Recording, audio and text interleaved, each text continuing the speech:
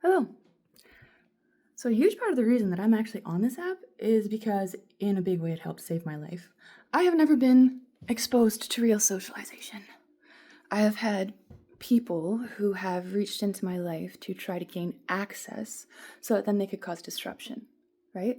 So, the first time I ever had a coffee with another human being in a meaningful way, it was on this app, people sharing their coffee thoughts. Um, yeah, I'm bringing that up right now because that relates to tyrosine. I've been told my eyes are like fireworks anytime I'm having a spicy thought. I didn't know that human beings made light out of their eyeballs. UV light. Yep, your brain produces it from tyrosine. As in, if someone is looking at you and their immune system is open, they can get contact high off of your vibe. What? Yeah, we used to call this shit magic. It's actually science. Crazy. Yeah, no, I've learned a lot of that from this app, from real socialization, right? Human beings are supposed to be able to co-regulate with each other as far as like emotions, feelings, blah, blah.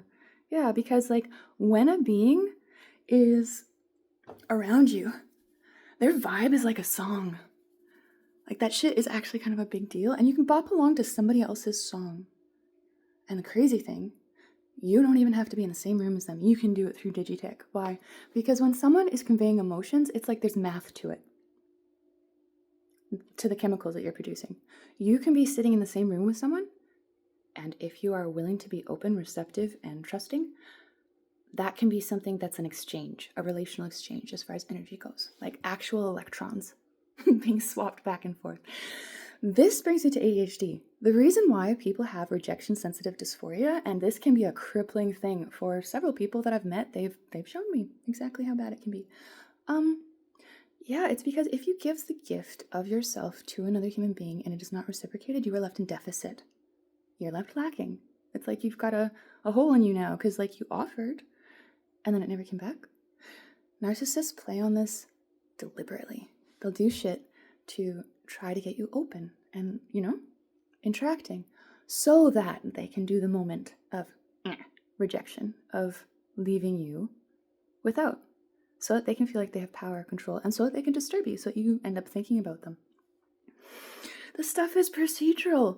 And that book I mentioned, the Neil Strauss, The Game, negging is part of that. Negative comments to try to break down self-esteem so that another being can gain access to you and your energy. Yeah, it's cruel. This shit is black magic. But now we know the actual physics to it. Did you know that humans are, I think it's called superconductor? Yeah, like we absorb and re-emit light, like respirating. Learned that on this app.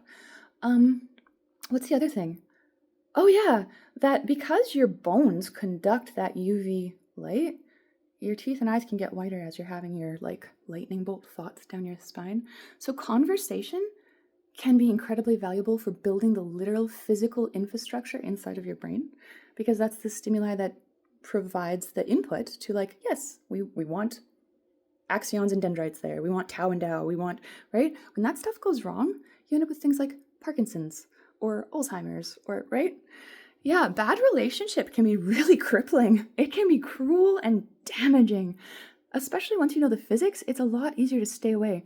So the same individual who I now understand may have been literally addicted. Tyrosine, by the way, is the same reason why people smoke cigarettes. Yeah. So you can be addicted to a person like a cigarette. Why? Because they're regulating your nervous system.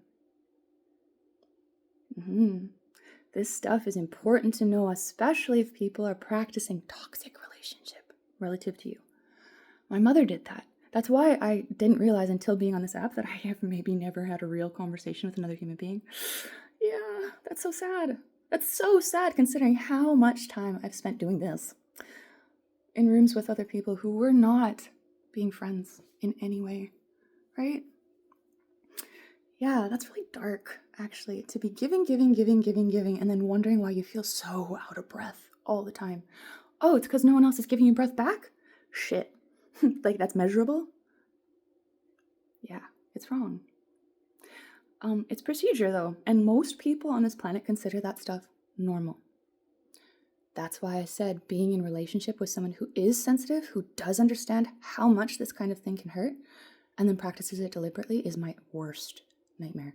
Absolute epitome of hell on this planet. Because being alone is so much easier because you can regulate yourself.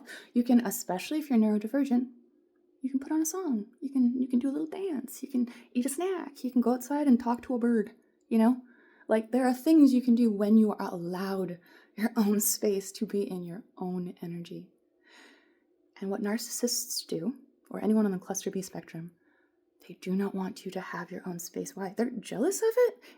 And I think it comes from a breakdown in co-regulation.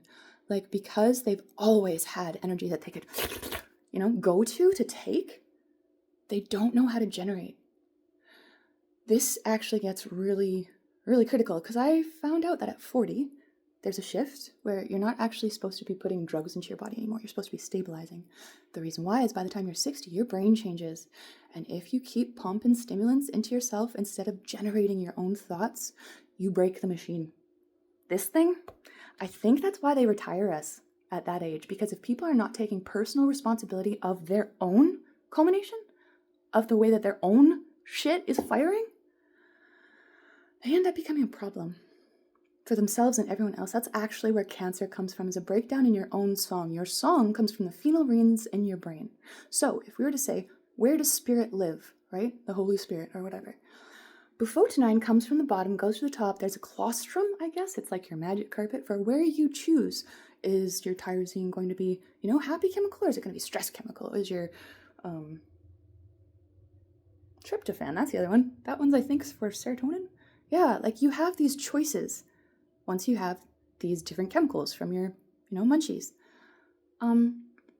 If you end up pumping it all into mind, left brain all the time, you break yourself if no one steps in to help you balance, right? Because that is really taxing. The electricity in your brain can damage you. Like a lot of our favorite people, like Robin Williams, like you put too much cocaine in there, and I think it's called tau protein. You build in one direction and not the other. It gets out of balance. You have too much stuff. You can no longer think, and then you forget how to be funny, how to be creative, how to be you. And what I've noticed in most of the older people I've met is because they never offer real conversation, real relation. They're not offering. Most of the time, it's been an accident, and then they go. If I go, oh, really? Like, that seems interesting. And they're like, oh, no, I'm giving her access to something, right? If you're selfish like that, you're being selfish with yourself, and your cancer is going to be your own fault.